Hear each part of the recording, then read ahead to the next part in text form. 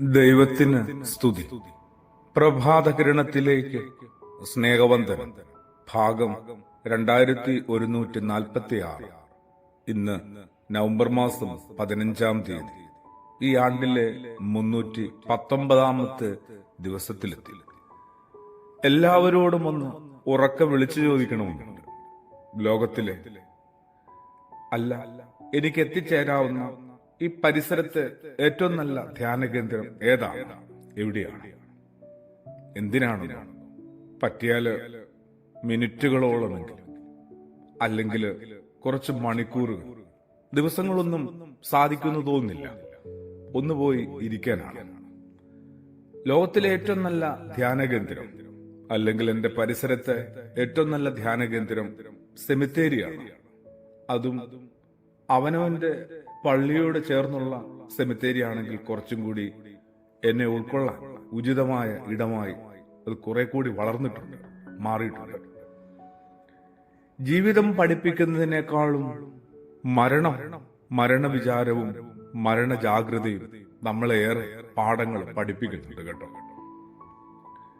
മനുഷ്യ ജീവിതത്തെ കുറെ കൂടി നമുക്കൊന്ന് കൈകാര്യം ചെയ്യാനായിട്ട് ഈ മരണവിചാരവും ധ്യാനവും സെമിത്തേരിയുടെ സാന്നിധ്യമൊക്കെ ഏറെ സഹായിക്കും.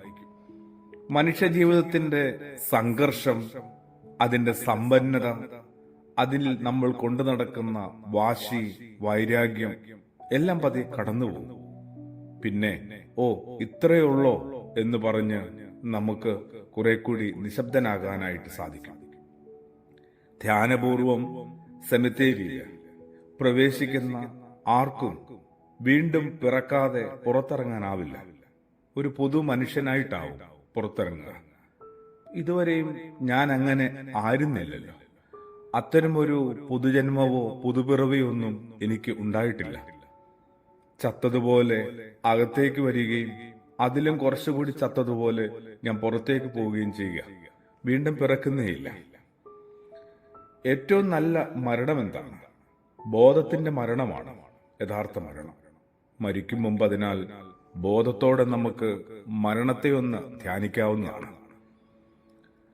ശരിക്കും പറഞ്ഞാല് മരണം എന്താണ് എനിക്ക് ഏറ്റവും അധികം വെളിപ്പെടുത്തി തരിക? എന്റെ നിസാരതയാണ്.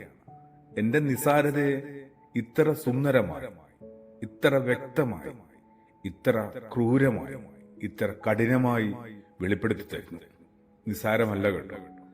മരണത്തിൽ നിന്ന് അതുകൊണ്ട് തന്നെ രക്ഷപ്പെടാൻ ഒരാൾക്കും ആവില്ല. ഈ ഭൂമിയിലുള്ള ഒന്നിനും ആവില്ല. ഏത് ബലവാനും മരണത്തിന് മുമ്പിൽ നിസാരനാണ്. എല്ലാ ബലവാന്മാരെയും, അധിപതികളെയും, ഏകാധിപതികളെയും ഒക്കെ നോക്കുക. എല്ലാവരും എപ്പോഴെങ്കിലും ഒക്കെ ഇങ്ങനെ കടന്നുപോയിട്ടുണ്ട്. ഞാനും കടന്നു പോകേണ്ട ആളാണ്. അതുകൊണ്ട് തന്നെ ഞാൻ വന്നയാളാണ്. വന്ന ഇടത്തെക്കുറിച്ചും ഒടുവിൽ പോകേണ്ട ഇടത്തെക്കുറിച്ചുമൊക്കെ കുറെ കൂടി ഒരു വ്യക്തത വരുത്തിയേ മതിയാവും. അതിനിത്തിരി ജാഗ്രതയാണ് ആവശ്യം.